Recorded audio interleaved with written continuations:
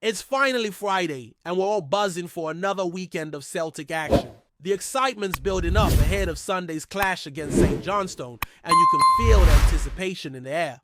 With every game that passes, the pressure mounts, and there's this growing sense that we need a certain number of wins to secure the title.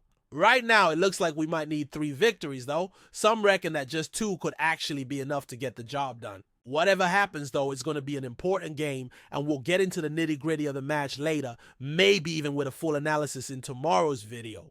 But before we get to that, let's talk about the week that's just passed, because it's been a pretty busy one in the world of Scottish football, especially with all the chatter around the league's future.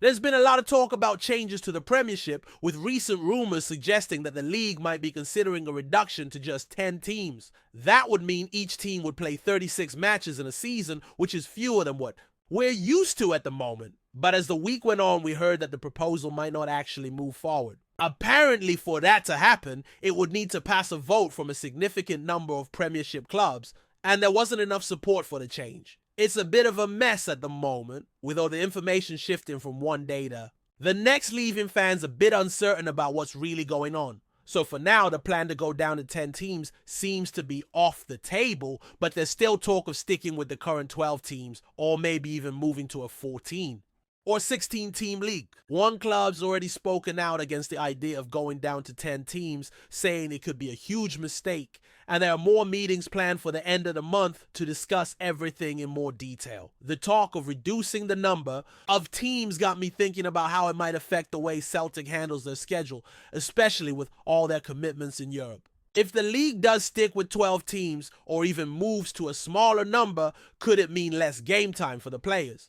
The idea of playing just 32 games in a season instead of the current 38 sounds like it could work for some clubs, but for others like St. Johnstone, it could be a real struggle. They'd miss out on a few home games, which means losing out on ticket revenue. Now for Celtic, that might not be the end of the world, but it's definitely something the smaller clubs would need to take into account. Personally, I'm not too fussed about how many derbies or big matches we have each season. Even if we only get 6 or 7 of them, they'll still be cracking matches. But I do understand why some people are worried. They want a bigger league with more teams, and I get that, but we'll see how this all plays out. It doesn't look like we'll end up with a 10-team league, so it's just a matter of picking a number and getting on with it. While we're on the subject of changes, there's also been some buzz about a leaked image of a new Celtic kit that's doing the rounds. The shirt features what looks like a bumblebee design, and people are going wild over it. I've heard that the bees coming back after a 10-year absence, and this could be the first shirt made by the new manufacturer since the redesign was announced last November. But is this really what we're going to be wearing next season? It seems like this leaked image is genuine, with reports saying it comes from an insider at the club. When the design first leaked last year, some fans speculated that we'd be seeing something like this with a neon yellow and black color scheme. I have to admit, I'm all for the bumblebee design.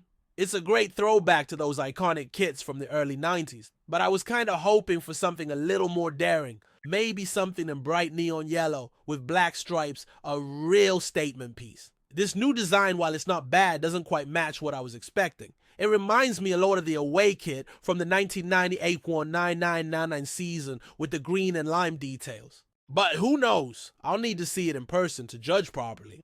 I'm a bit of a kit nerd, so I've been following all the leaks closely, but honestly, I'm not too disappointed. It's a solid design, but I thought they could have gone for something bolder. As much as I love talking about kits, I'm not too fussed about this one. It's not the end of the world if it doesn't blow me away. Some fans will probably be disappointed by it, but I'm sure it'll grow on us once we see it on the pitch. At the end of the day, it's all about the team's performance, right? And in terms of performance, there's still plenty of talk about the squad's transfer plans for the summer. Rumors are swirling, with some reports suggesting that Celtic are looking to strengthen in the central midfield, defensive midfield, and right-wing positions. It seems like there's a good chance we could see 2 new midfielders come in, with the possibility of 1 current player leaving. Lennon Miller's name has come up a few times in these discussions, with talk of a potential $4 million deal with Addens. Another player linked to the club is Elvis Rex Beige, a defensive midfielder from Belgium who's been attracting a lot of attention. It's clear that the club's targeting key positions, especially in midfield and attack, so there should be some exciting signings over the summer. One area where Celtic have struggled in recent seasons is defensive midfield, and it looks like they're finally going to address that issue. A few years ago, there was a player who might have complemented the current captain perfectly, but he left the club. Many fans believe that was a mistake. Now, with the captain getting older, it's more important than ever for Celtic to bring in a reliable defensive midfielder who can cover the space and bring balance to the midfield. The club also seems to be focusing on improving the right wing, with talks about bringing in another wide player. Some have suggested that Dyson Maeda could be moved into a central striker role, but I think he's been doing really well on the left wing, so it doesn't make sense to mess with that right now. There's definitely room for improvement in attack, and the club's been scouting players who could add depth to the squad, especially in wide positions. With players like Adidas stepping up, there's a real chance to improve the squad, and we'll see what the club can do in the transfer window. It's going to be an interesting summer with a lot of potential signings, but the team also needs to focus on the rest of this season. With the title still on the line, Celtic need to stay sharp and finish the season strong. After the last match, there were some concerns about the performance, but the team managed to pull through. Now, with St. Johnstone on the horizon, the expectation is that Celtic will keep their momentum going. Sure, the opponent's struggling, but it's still a game that can't be taken lightly. With the weather in Scotland always unpredictable, especially this time of year, it could be a real challenge for the players, but they'll need to be ready. The pitch might not be in the best condition, and that could affect how the game plays out. But at the end of the day, the key is to keep winning and keep pushing for the title. There's also a sense of urgency in the air, with Celtic aiming to seal the league title as soon as possible. The gap at the top is comfortable, but there's no room for complacency. The team needs to stay focused and get the job done, whether it's on a tricky pitch or in tough conditions. With the fixtures piling up, it's going to be a test of both mental and physical strength, but Celtic have the squad to do it. The next few weeks will be crucial in deciding the outcome of the season, and with a few tough games ahead, the squad's depth will be tested. So while we're all looking forward to the weekend, there's a lot to think about, both in terms of the current campaign and what's coming up next. Whatever happens, one thing's for sure, it's going to be an exciting few months for Celtic and their fans. As we move forward, the anticipation surrounding Celtic's upcoming fixtures is only growing stronger. With the title still up for grabs, every match has the potential to bring new challenges and twists to the season. The squad's been in great form overall, and while there's been the odd bump in the road, it's clear that Celtic have the ability to get the job done. Players have stepped up when needed, and there's a sense that they're all pushing towards the same goal, securing the league title and hopefully making a splash in Europe too.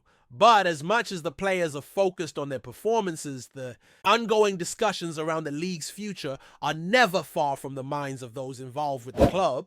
Despite all the noise around potential changes to the Premiership structure, it's hard to deny that these talks could have a real impact on the way teams approach the game in the coming seasons. If the league were to reduce the number of clubs to just 10, as some had suggested, it would certainly shake things up. The proposed change could lead to more compact seasons, which may not be ideal for every club, particularly those who rely on the matchday revenue that comes from hosting extra games. Of course, this is still very much in the realm of speculation. As it stands, the focus for Celtic is clear. Keep winning, keep the pressure on, and let the chips fall where they may when it comes to the league's future. Turning back to the squad, there's been plenty of buzz around potential signings this summer, with reports suggesting that Celtic are keen to add to their midfield and attack. There's a lot of speculation about who could be coming through the door. One name that keeps cropping up is Lennon Miller, who's been linked with a potential move to Celtic Park.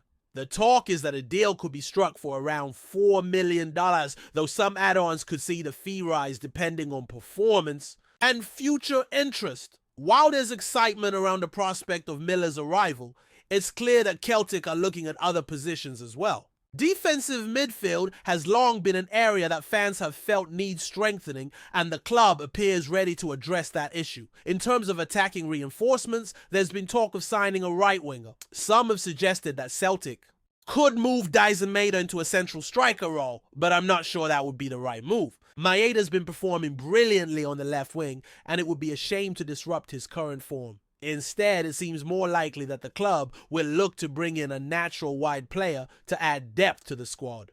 With the likes of Adida coming through and other promising young players showing their potential, there's every reason to believe that Celtic could strengthen their attack without rocking the boat too much. The need for depth is especially important as Celtic push towards the business end of the season. The competition is fierce, and with every point crucial, having a squad that can cope with the demands of both domestic and European football is essential. One player who's shown just how valuable depth can be is Kyogo Furuhashi. The Japanese striker has been in incredible form this season, and his work rate and consistency have been key to Celtic's success. If he can maintain this level of performance, he could be crucial in the final stretch of the season, but the team will need to have other options at their disposal in case of injuries or suspensions. Beyond the pitch, the atmosphere around the club continues to build as Celtic approach the final stretch of the season. Fans are buzzing with excitement, and there's a palpable sense of belief that the team is on the verge of something special.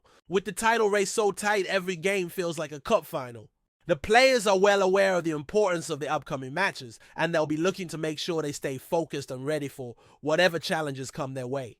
The next few weeks could define the season, and Celtic will need to stay sharp both mentally and physically. The competition for the title is fierce, but Celtic have shown time and time again that they have the quality to get over the line. Whether it's a crucial goal from Kyogo, a solid performance from Callum McGregor in the middle of the park, or a crucial save from Joe Hart at the back, the squad has the talent to deliver when it matters most. The games ahead will be tough, no doubt about it, but Celtic have the resilience to see it through.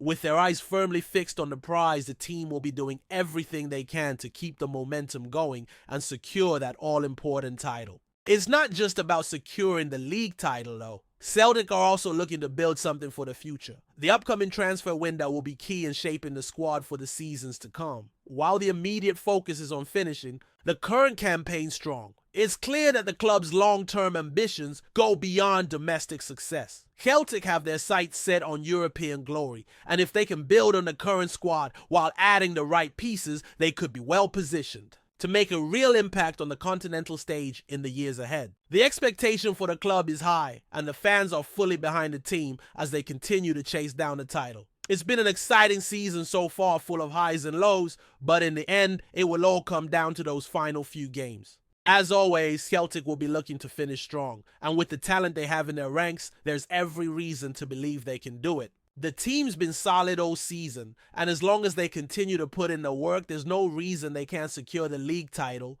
and possibly more. So while we're all looking ahead to the next match, it's important to remember that every game counts. Whether it's a tough away trip or a crucial home fixture, the focus has to be on securing those 3 points.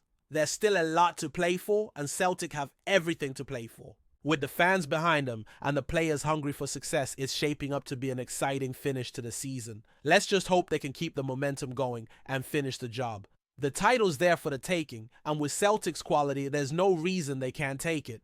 Before we proceed, subscribe to our channel and enable notifications to receive all exclusive news about Celtic FC. Don't miss any details about your favorite team.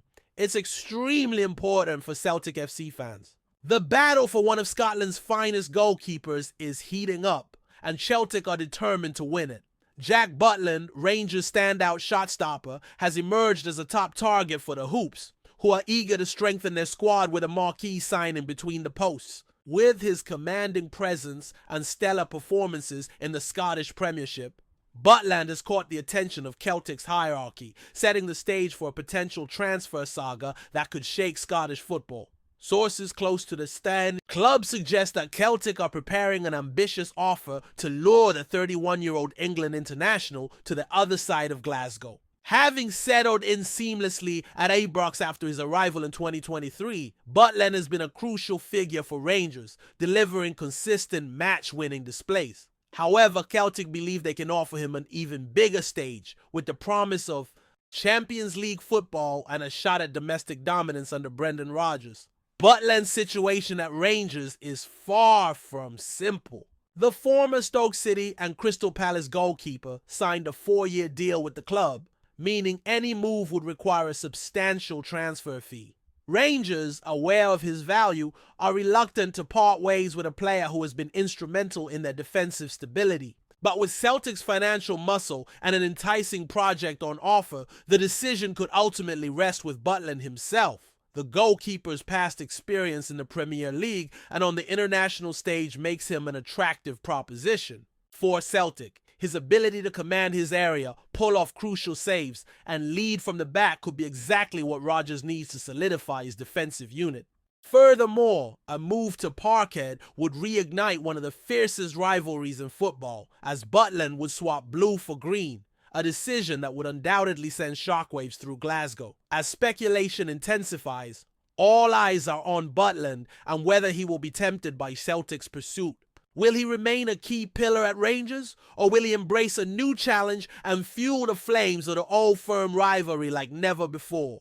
One thing is certain, this transfer battle is far from over, and Scottish football fans are in for a dramatic summer.